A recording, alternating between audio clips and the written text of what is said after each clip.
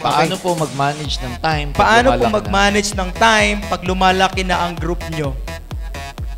Dalawa lagi yan. Tandaan nyo to, meron kang existing line, tsaka wag mong kakalimutan na lagi kang merong new line. Existing, new line. Yung existing nyo, ito yung mga downlines nyong matagal na. Yung downlines nyong, let's say, you have been there since you started. Ang tawag dyan, existing. Pag may existing line kang, habit ng ibang tao ganito. Yung existing lines na lang lagi nila ang inaalagaan nila. Remember this, pag nagpapalaki kayo ng grupo, lagi ka dapat merong bagong grupo. Lagi kang merong direct, lagi kang merong new line. Because matagal nang kasabihan sa networking yung the lifeblood of network is new blood. Ang buhay ng grupo, laging nasa bago. Gusto nyong bumilis? Huwag lang kayong tumutok sa existing lines nyo. Lagi kayong maghahanap ng direct. Maliwanag. That's how you divide your time. Huwag kayong mangingitlog. Alam nyo kung bakit? Yung iba tumatagal, Roy.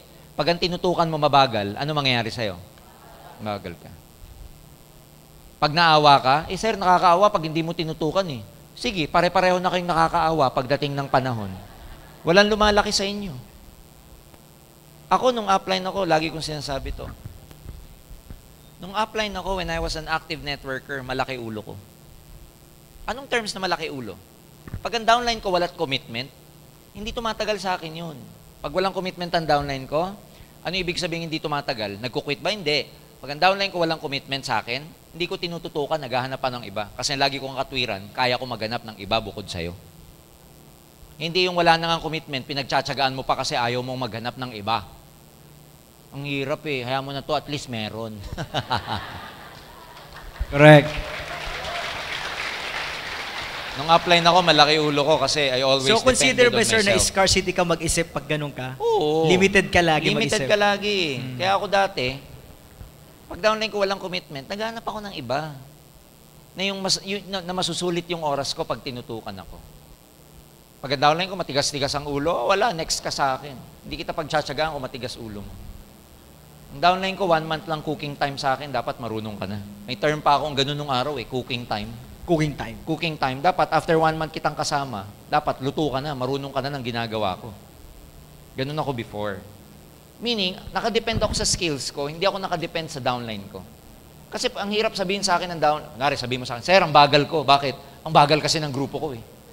Di ibig sabihin, dinepend mo ang success mo sa ibang tao. Ang usapan bilang leader, nakadepend dapat sa kamay mo ang success mo. Mabagal pala grupo mo, di dapat naghanap ka ng iba. Tama? Kaya kung paano mo i-manage ang oras mo, put your time to the most productive activity you can have for a given day. Kung magsasayang ng oras.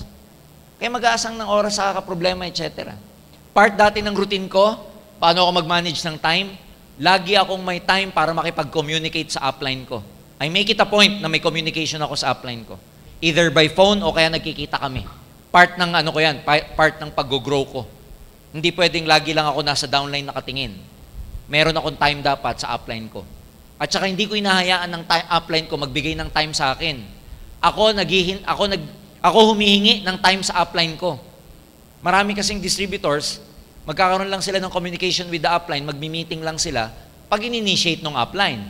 Wrong. Pag leader ka, ikaw mag-initiate. Up. I-meeting mo naman ako up. Pahingi naman ng time. Pahingi naman ng time upline. Dapat ganun ka bilang downline. Yes. Ina-ask. Oo, yung ina-ask mo. Yes. Huwag ka maghihintay kasi busy yun. Yung dami niya iniisip.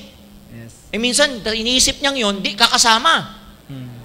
Bakit? Productive ka na magaling ka na kaya hindi ka niya sinasama.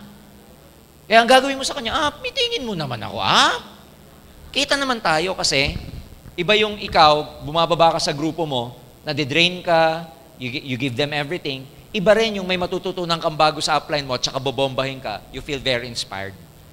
So ang connection dito, dalawa. Never lose connection with your upline and never lose connection with your downline. Correct. Huwag lang kayong puro downline. Dapat may upline. Huwag din naman puro upline. Wala ka ng downline. So yon, dun mo i-manage ang sarili mo. Kaya ang tip ko dyan, Laging mga productive na bagay. Pag umalis ka ng bahay, o kaya sa gabi, ang lagi mong isipin, ano kaya yung pinaka-productive na gagawin ko bukas para sa paglaki ng grupo ko? Anything na hindi makakatulong sa production nyo, next, second priority muna. Ang number one priority lagi, aim global muna. Yes. Okay? Galing.